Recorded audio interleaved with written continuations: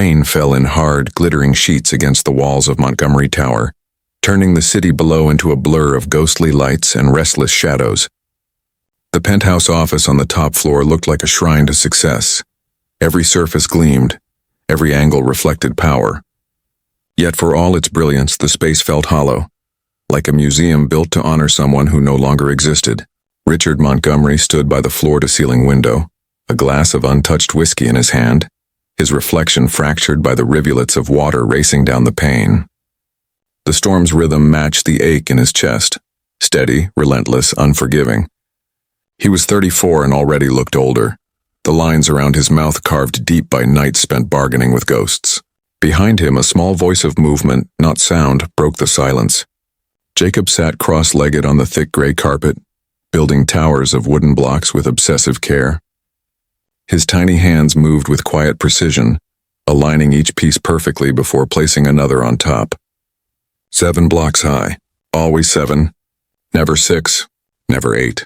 Richard turned, watching his son's delicate concentration, the way his brow furrowed just slightly, the same way Catherine's had when she was lost in thought. The sight hurt more than it soothed. "Hey, buddy," Richard said softly, his voice rough from disuse. No answer. There never was. He took a slow step closer, feeling that familiar, suffocating helplessness press against his ribs. "What are you building tonight?" he asked, though he knew there'd be no reply. Jacob didn't even look up. His dark hair fell over his eyes as he placed the final block on top of the tower. 7 again. He sat back, staring at it like it meant something Richard couldn't understand. The boy hadn't spoken a word in 2 years. Not since that night. The night the sirens painted the walls red. The night Catherine's body was carried out under a white sheet. The night Jacob's world broke apart. Richard had been in Zurich for a merger meeting, 3,000 miles away. He had told her he'd only be gone 2 days. 2 days became 3. Then came the call. He set his drink down on the table, untouched, and pressed the bridge of his nose between his fingers. The doctors had told him there was nothing wrong with Jacob's vocal cords, nothing physical stopping him. It's psychological trauma, they'd said. He's protecting himself. Protecting himself from what, though? From grief? From memory? Or from him? He remembered sitting in countless sterile offices. The same sympathetic eyes, the same quiet apologies. You have to give him time, Mr. Montgomery. Time. As though it were something he could buy, like everything else. The wind howled outside and thunder rumbled over the skyline. Jacob reached for another set of blocks and began again, dismantling the perfect tower just to rebuild it 7 high once more. The repetition unnerved Richard. It was too deliberate, too exacting, as if the boy were trying to recreate something only he could see. Richard crouched down beside him. "Jacob," he whispered.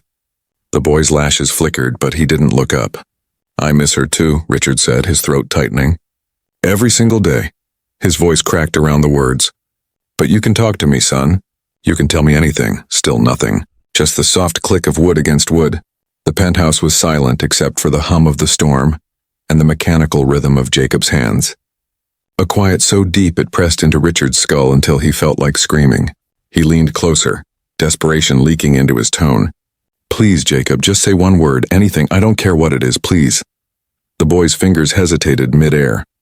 For a heartbeat, Richard thought he saw something. The faintest tremor of recognition, a spark behind those distant eyes. But then it was gone. Jacob picked up another block and placed it neatly on top. 7 again. Richard sank onto the couch, his chest hollow. The storm's reflection rippled across the glass walls, bending the city lights into streaks of gold and blue. He watched his son in silence, that tiny, perfect tower standing between them like a wall neither could cross. Somewhere deep inside, a quiet voice whispered the thought Richard had never dared to say aloud. Jacob's silence wasn't ordinary. It wasn't just grief. It was something else. A secret locked so tightly inside him that even the thunder couldn't shake it loose. And as the rain hammered harder against the glass, Richard Montgomery realized that in a city full of noise, there was no sound lonelier than the silence of his own child. The storm hadn't stopped by morning. It had simply grown more deliberate, the rain turning from wild to heavy and patient, like the city itself was grieving with them. Richard Montgomery stood by the window again, coffee cooling in his hand, staring through the gray mist that blurred the skyline. The world looked distant, half-formed, as if it belonged to someone else. Somewhere behind him he could hear the faint clatter of blocks. Jacob, awake early, rebuilding his quiet fortress of 7 once more. 7. Always 7. The number haunted him now. He had read somewhere that grief rewired the brain, that the mind could trap itself inside loops, desperate for the order that loss destroyed. Maybe that's what Jacob was doing. Or maybe, Richard thought darkly, maybe the boy knew something his father didn't. He turned away from the window when the intercom crackled to life. "Mr. Montgomery?" It was the voice of his assistant, low and hesitant. "There's a situation downstairs," Richard frowned. "What kind of situation?" "Well, sir." The woman hesitated, searching for words. "There's a child, a girl. She's been sitting by the main entrance since dawn. Security tried to move her, but she refuses to leave. Says she won't go until she talks to you." Richard blinked, not sure he'd heard correctly. "A child? How old?" "They think 7, maybe 8. She knows your name, sir. And your son's." The air in the room shifted. "My son's?" "Yes, she says she can help him." For a long moment, Richard said nothing. The only sound was the steady tap of rain against glass and the distant hum of the city waking below. Then quietly he said, "Tell security to hold her. I'll come down." The lobby of Montgomery Tower gleamed like a cathedral of glass and steel, its marble floors slick with footprints from rain-soaked commuters. Richard's security team stood in a small cluster near the revolving doors, looking both uneasy and protective, and there she was, huddled against the wall, beneath the overhang that offered no real shelter. A girl in a torn pink jacket, her hair plastered to her pale face, her shoes soaked through. She was small, fragile-looking, but her eyes stopped him cold. They were the clearest blue he had ever seen. Bright, knowing, impossibly calm. As he stepped closer, the girl stood. "Mr. Montgomery," she said, her voice steady despite the shiver in her limbs. "My name is Emma. I can make your son talk." The words hit him like a blow, not because of what she said, but because of how she said it. No hesitation, no plea, just certainty, as if she were reciting a truth carved into stone. He studied her carefully. "Who told you my name?" "Who told you about my son?" Emma's gaze didn't waver. "No one. I just know." Richard's patience frayed. "You just know?" He glanced at the guards. "You think this is some kind of joke?" "I know Jacob stopped talking 2 years ago," Emma said quietly. "The same night your wife died. I know he only eats orange food. Carrots, tangerines, macaroni. I know he builds towers 7 blocks high because he's trying to fix something he saw fall." Richard froze. Every word landed like a stone in his chest. "How do you—" But she wasn't done. "And I know he dreams about a balcony," she whispered. "A balcony with rain and glass and someone crying his name." The air seemed to leave the lobby. Even the guards shifted uncomfortably. Richard's pulse thundered in his ears. "Who are you?" Emma looked up at him, rain dripping from her lashes. "Someone who can help him. But I need something from you, too." Richard let out a hollow laugh. "Money, of course," her chin lifted. "No, a home. A family." She took a shivering breath. "If I help Jacob talk, you'll adopt me." "That's the deal." For a long moment, no one spoke. The storm outside pressed against the glass like a living thing, impatient. Richard looked down at her, trying to read her face, to find the angle, the manipulation, the adult behind the curtain. But there was nothing, only that eerie, unwavering calm. Something deep in his chest twisted, the faint, dangerous flutter of hope. "Fine," he said at last. "But if this is a trick—" "It's not," she said, cutting him off. Her lips trembled, her voice softening. "But I'm cold, Mr. Montgomery, and I haven't eaten since yesterday. Maybe we can talk inside?" For reasons he couldn't explain, Richard nodded. He waved the guards aside and motioned toward the elevator. As they stepped in, the mirrored walls reflected them back. The drenched child and the broken man, 2 strangers bound by something neither understood. Halfway up, Emma tilted her head, her gaze distant. "He's watching us," she said. Richard turned sharply. "Who?" She pointed toward the skyline. "From the window with the blue curtains. 20th floor, 3rd window from the left. He's scared of me, but he's also curious." "That's good. That's a start." Richard felt a chill crawl down his spine. Jacob's room. Exactly as she described. When the elevator doors slid open, he didn't speak. He just led her through the quiet corridors of the penthouse, the air thick with the hum of rain and electricity. He didn't know if he was inviting salvation into his home, or something far more dangerous. But as Emma stepped over the threshold, dripping water onto the marble floor, she whispered something too soft for him to catch. It sounded like a name. And somewhere down the hall, as if in answer, Jacob's tower of 7 blocks fell silently to the floor.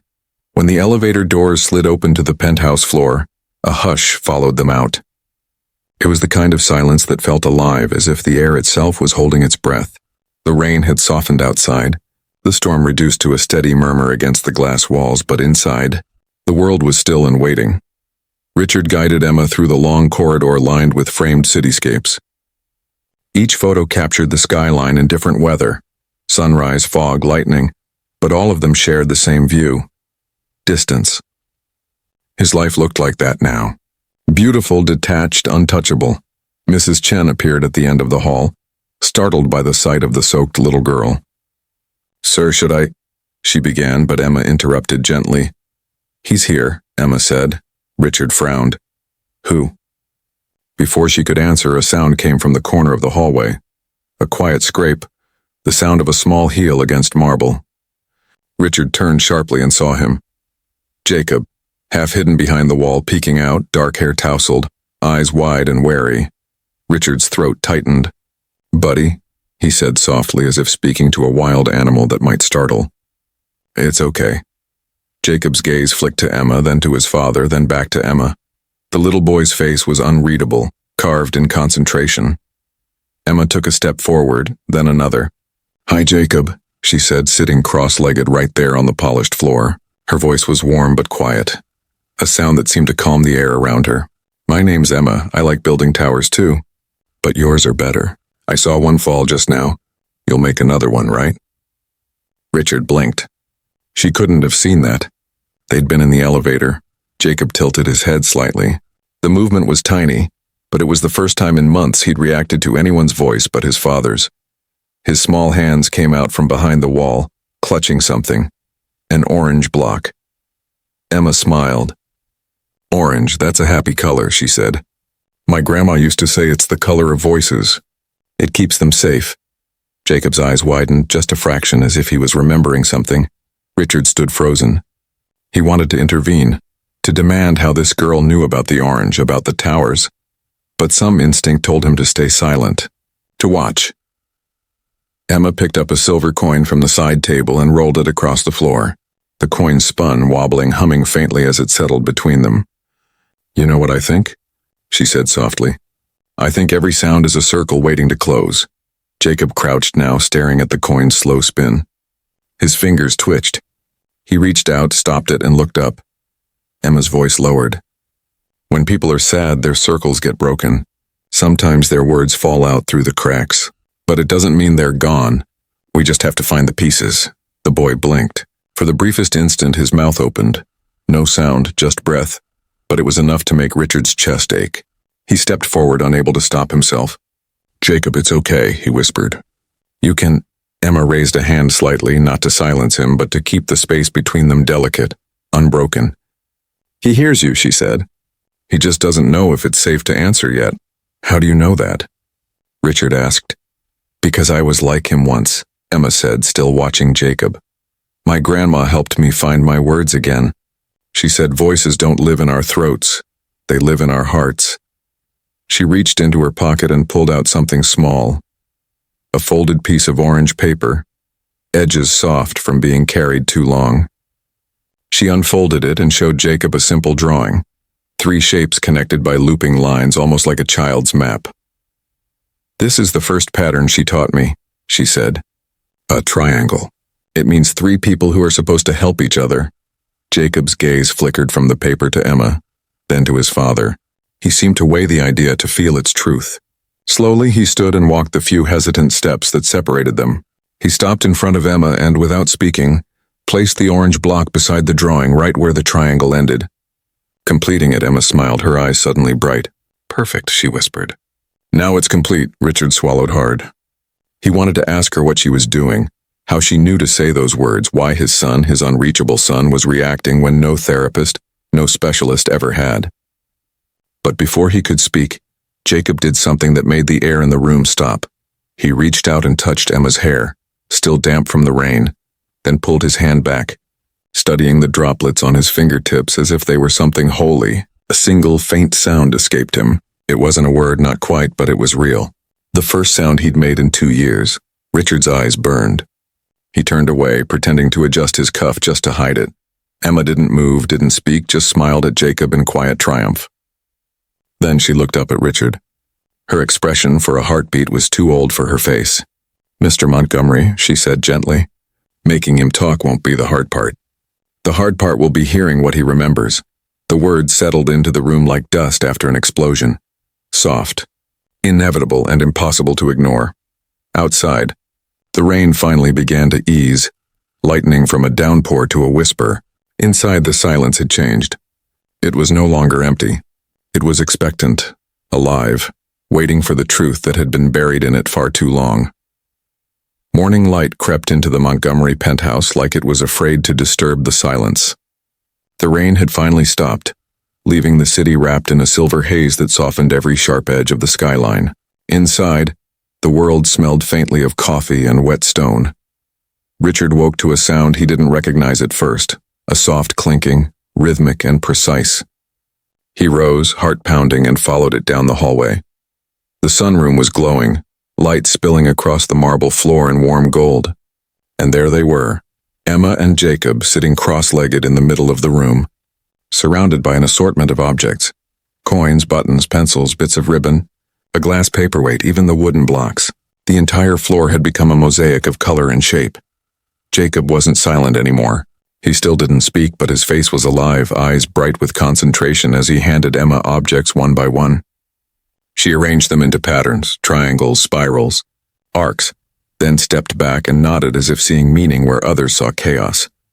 Richard stood in the doorway, unseen, unable to move. "What are you doing?" he asked finally, voice barely above a whisper. Emma didn't startle. She looked up at him, smiling faintly, her blue eyes calm and knowing. "We're playing the pattern game," she said. "My grandma taught it to me. It's how she helped me find my words again." "Your words?" Richard echoed. Emma nodded. "Sometimes words hide because they're scared.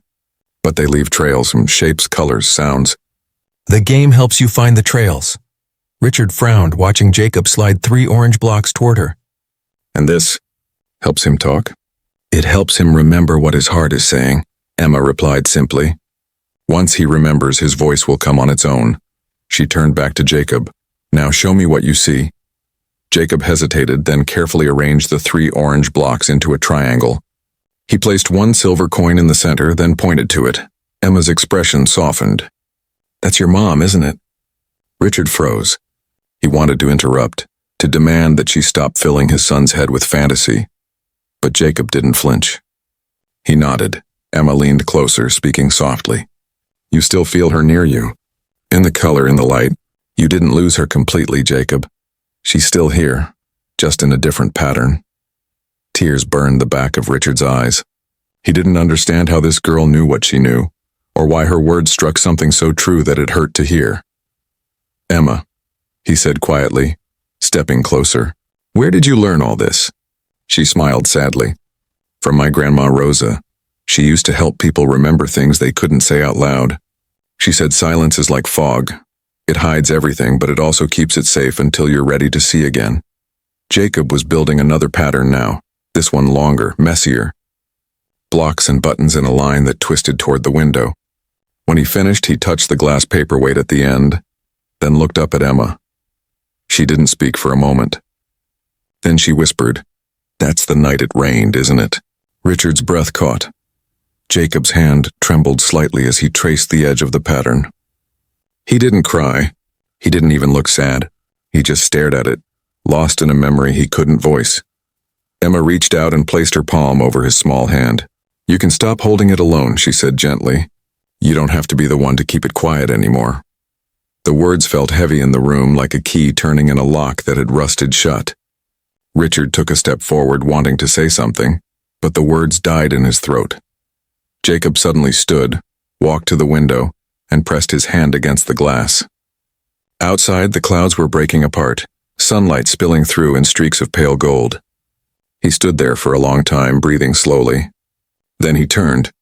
His lips parted, and for a moment Richard thought he was about to speak. But no sound came. Instead, Jacob walked over to his father and touched his arm just once, lightly. Then he went back to Emma and sat down beside her again, as if the gesture had said everything. Richard knelt beside them, his heart aching in a way he hadn't felt in years. "What does it mean?" he asked, nodding toward the scattered shapes. Emma tilted her head, studying the pattern with serious eyes. "It means he's starting to remember, and when he remembers, he'll have to tell you something, but it won't be easy to hear." Richard stared at her, unsettled. "You keep saying things like that. What exactly do you think he's going to tell me?" Emma didn't answer. She just picked up one of the orange blocks, turned it over in her hand, and said softly, "Sometimes when something terrible happens, the truth hides to protect the people who can't bear it. But truth doesn't disappear, Mr. Montgomery. It just waits." The room fell quiet again. Outside, the sunlight strengthened, spilling across the floor until the orange block seemed to glow. Jacob leaned against Emma's shoulder, eyes heavy but peaceful. Emma smiled faintly, brushing a strand of hair from his forehead. "Tomorrow," she said, mostly to herself, "we'll play the second part of the game. That's when he'll start to find the missing pieces." Richard exhaled slowly, unable to shake the chill her words left behind. For the first time since his wife's death, the penthouse didn't feel empty, but the stillness that filled it wasn't comfort. It was anticipation, quiet and sharp like the moment before thunder. And in that fragile light, as father and son sat beside the strange girl who spoke of circles and colors and hidden truths, Richard Montgomery realized that healing might not come without revelation, and that some truths, once spoken, could never be forgotten. The morning after the pattern game, Montgomery Tower felt different. It wasn't louder, just awake. The air held a low hum, the kind that comes before the first drop of rain or the first note of a song. Richard noticed it the moment he stepped out of his bedroom. He found Jacob and Emma in the library, the boy perched on the rug amid a constellation of open books. Emma sat beside him, tracing something in the air with one finger, a rhythm invisible to everyone but the two of them. Richard watched from the doorway, unnoticed. It was like stepping into a dream that already knew his name. When Emma finally looked up, she smiled as if she'd been expecting him. "Good morning, Mr. Montgomery. Jacob's teaching me about machines." The boy's hands fluttered over a picture book filled with gears and pulleys. Then he pointed to a page, turned to Emma, and gave a small nod. Richard blinked. He's explaining it?" "Not with words yet," Emma said. "But he's starting to use patterns differently. Shapes are becoming meanings." She looked at Jacob again, her voice dropping into a whisper. "Do you hear it, Jacob? The sound between the ticks of the clock?" The child tilted his head as if listening. Somewhere in the room, the antique clock gave a soft tuck, and in the pause that followed, something electric seemed to stretch across the air. An almost imperceptible stillness that made Richard's breath hitch. Emma smiled faintly. "That's where the quiet lives, the place he hides from." By midday, the rain returned, drumming softly against the glass walls. Richard invited them both to lunch, though neither child ate much. Jacob arranged his food by color. Emma only watched the shifting light. Finally, Richard asked, "Emma, yesterday you said Jacob will tell me something when he remembers." "What did you mean?" She didn't answer right away. She looked at the window where the rain curved in thin silver lines. "When people forget things, Mr. Montgomery, it's not because their mind lets go. It's because the heart covers it to keep it from breaking again. Jacob's heart is tired of carrying silence." Her words unnerved him. "And you can help him, how?" Emma looked at him with those unsettlingly calm eyes. "By listening to what isn't said." Then she turned to Jacob and tapped the table twice. He tapped twice back. They both smiled. That night, after Emma had gone to bed in the guest room, Richard lingered by Jacob's door. The boy was asleep, clutching the small glass paperweight she'd used in the game. Moonlight pooled across the floor, catching on its surface. Inside the crystal, tiny bubbles shimmered like frozen stars. Richard's chest ached with something halfway between hope and fear. He wanted to believe this strange child could mend what years of therapy and specialists could not. But another part of him, the part that had built an empire on logic, feared what might surface when silence broke. He turned to leave. Then he heard it, a faint whisper through the stillness. Emma. The voice was tiny, dry with disuse, but it was Jacob's. Richard froze. The paperweight rolled from his son's hand, hitting the floor with a soft clink. Jacob stirred, murmured something unintelligible, then fell quiet again. Richard sank to his knees, a sob catching in his throat. He pressed a trembling hand against his mouth, afraid to breathe too loudly and break the spell. 2 years. 2 years since he had heard that voice. In the morning, Emma was already awake, sitting by the window with her hands wrapped around a mug of cocoa Mrs. Chen had made for her. "I heard him," Richard said hoarsely. Emma nodded, as though it were no surprise. "He's finding the edges of his voice again." She turned the mug slowly in her hands. "But you have to be ready, Mr. Montgomery.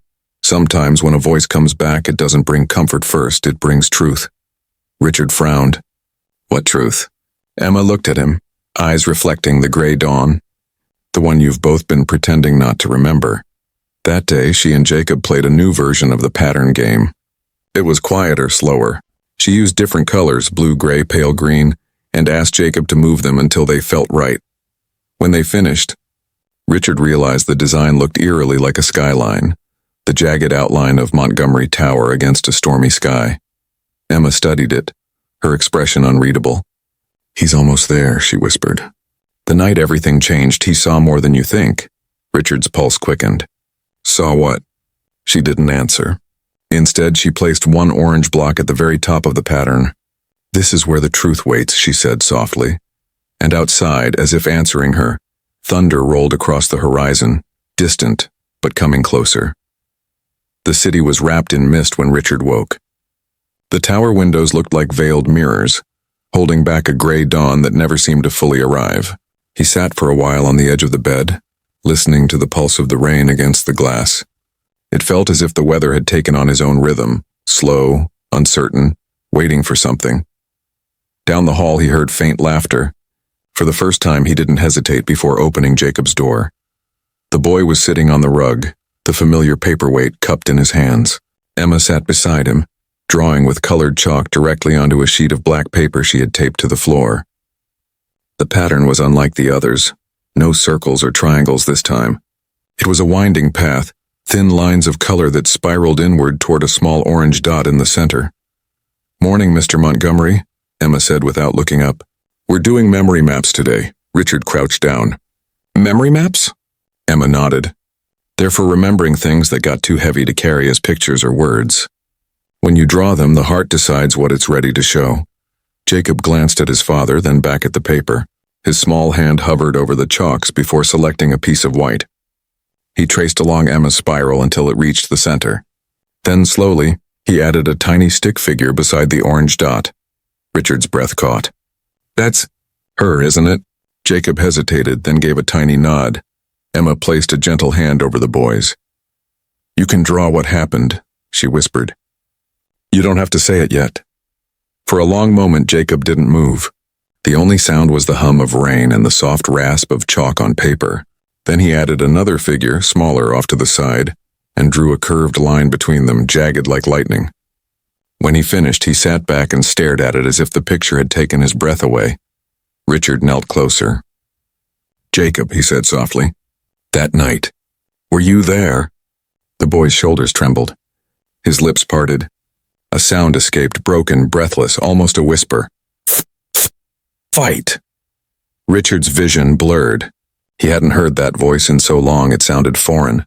A ghost of sound. He swallowed hard. "Yes," he said gently. "We argued. About me working too much.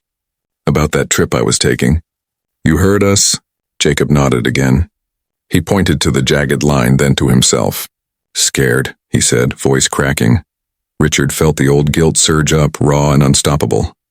He remembered the slammed door, the unanswered call from the hospital an hour later, the way he'd buried himself in work to avoid seeing his own reflection in his son's silence. He covered Jacob's small hand with his own. "I'm sorry, buddy," he whispered. "You were scared and I wasn't there. I should have been." Emma watched quietly, her eyes bright but steady. He didn't stop talking because of the fight, she said softly. He stopped because he thought his words caused it. Richard looked at her sharply, then at Jacob, whose face was scrunched in confusion and pain. No, Richard said, voice shaking. No, Jacob, you didn't. You didn't cause anything. You just shouted, didn't you? You said something and then everything happened too fast. Jacob's lower lip quivered. He nodded, tears sliding down his cheeks. Said stop, he managed. Then, crash. Emma took a deep breath, her small hands clasped in her lap. He remembers the sound, she murmured. That's all he's held for 2 years, the crash and the silence that came after. Richard's heart broke open. He pulled his son into his arms, feeling the small, shaking body press against him. You were trying to help us, he said, his voice rough. You were brave, Jacob. None of it was your fault. Not one piece. For a long time, neither of them moved. The rain softened outside, turning to a hush like breathing. When Jacob finally pulled back, his eyes were clear, as if a veil had lifted. Mom, he whispered, the word trembling but whole. Richard nodded, tears spilling freely now. She loved you more than anything. She called you her orange sunset, remember? Jacob's lips twitched into the smallest smile. Sunset, he repeated, and then, almost inaudible, miss her. I miss her too, Richard said. Emma rose quietly and stepped back, giving them space. Her reflection shimmered in the window like another ghost of light. After a while she said, He's found the center of his map. The rest will come easier now. Richard turned to her, his voice thick with gratitude. How did you know how to do this, Emma? She looked out at the mist that still clung to the skyline. My grandma used to say the heart keeps stories even when the mouth forgets the words. We just help them find each other again. Then, more softly, there's still one thing he needs to tell you. Mr. Montgomery, when he's ready. Richard nodded, though a flicker of unease stirred in his chest. What thing? Emma's gaze drifted back to Jacob, who had fallen asleep against his father's shoulder, exhausted but peaceful. The part of the story you've both been protecting, she said. The part that forgives you. Outside, the clouds began to thin, revealing a pale slice of blue sky. The city glistened, new and clean. For the first time in 2 years, Richard felt the air move easily through his lungs. He didn't know what tomorrow would bring, or what truth still waited in the quiet corners of memory. But as he held his son and watched Emma trace gentle spirals in the fading chalk lines, he understood something simple and irrevocable. Silence had never been the absence of love. It had been love's echo, waiting to be answered. For the first time in years, morning came without thunder. Montgomery Tower, usually a sealed world of glass and hum, felt oddly human. The air carried the smell of toast, and someone, probably Mrs. Chen, was humming in the kitchen. Richard moved through the penthouse as though testing the ground of a new country. He found Jacob still asleep on the couch, one hand resting on the chalk drawing from the day before. Beside him lay Emma, curled under a blanket too big for her, a half-finished paper crane resting on the floor near her fingers. He stood there for a long time. The peace of the scene filled him with gratitude and an ache he couldn't name. Then Jacob stirred.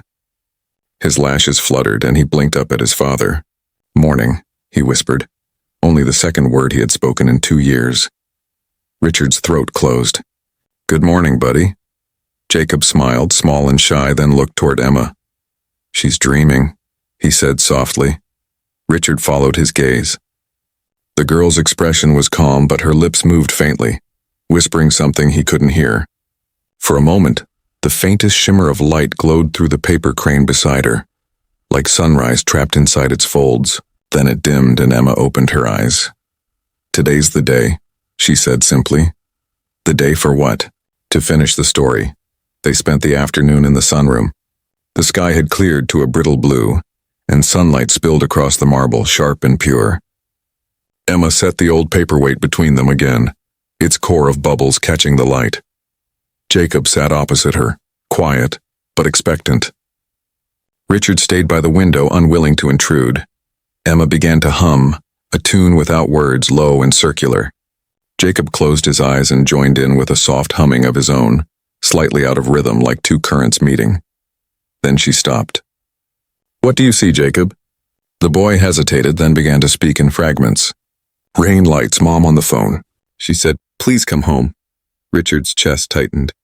He remembered that call, the one he hadn't answered because he'd been in a meeting that felt more important than anything else. Jacob went on, voice trembling. She cried. I got scared. I went to the stairs. Then, he faltered. Emma leaned closer, her tone steady. It's all right. You can finish when you're ready. Jacob's small hands clenched. She slipped. I tried to stop her. The room went silent. Richard sank into a chair, the sound of his pulse roaring in his ears. He had never asked about the exact moment. The hospital report had said domestic accident. He'd assumed she'd fallen, alone. Jacob looked up at him, eyes wide and wet. I said, stop fighting. She turned. I scared her. She fell. The confession broke from him like a wave. Richard knelt, took his son's trembling hands and shook his head. No, Jacob, you didn't make her fall. It was an accident. You were trying to help. Jacob's face crumpled. If I hadn't yelled, she loved you, Richard said fiercely. She would never blame you. And I should have been there. He pulled Jacob into his arms. The boy buried his face in his father's shoulder and sobbed. Years of silence dissolving into sound. When the crying finally slowed, the paperweight rolled across the floor and stopped against Emma's foot. She picked it up and held it to the light. Inside, the bubbles swirled like tiny constellations. She's at peace now, Emma whispered. Both of you are. Richard looked at her, struggling to find words. Emma, who are you really? She smiled. The kind of smile that belongs to someone who knows more than they ever say. Just a girl who listens, she said. But sometimes when hearts listen back, they let the light through. Then she stood and walked to the window. The sun had reached its highest point, turning the city into a sea of reflections. Do you see that? She asked Jacob. He nodded. It's so bright. It means it's time, Emma said quietly. Time for you both to start again. Richard frowned. Time for what, Emma? To live, she said. She pressed her palm to the glass. The light pooled around her fingers, scattering into 1,000 fragments. For a heartbeat, it seemed as though the whole room exhaled. When Richard blinked, she was still there, but smaller, quieter. The shimmer faded from the window, leaving only her reflection, pale and steady. That evening, Richard and Jacob ate dinner together at the long dining table for the first time in 2 years. There were no orange-only plates this time, just warm soup and bread and a soft laughter that surprised them both. When they finished, Jacob looked around. Where's Emma? He asked. She said she'd be right back. Richard answered, though he wasn't sure when she'd left. Later that night, Mrs. Chen came in, holding a folded piece of paper she'd found on the guest room bed. It was one of Emma's cranes, opened flat. Inside, written in careful looping script, were only 2 lines. Every silence hides a story. Every story wants to be heard. Richard kept the note on his desk. Weeks later, when adoption papers were finally filed, he told the lawyer the girl's name was Emma Rosa, but the agency found no record of any child matching that name in the city.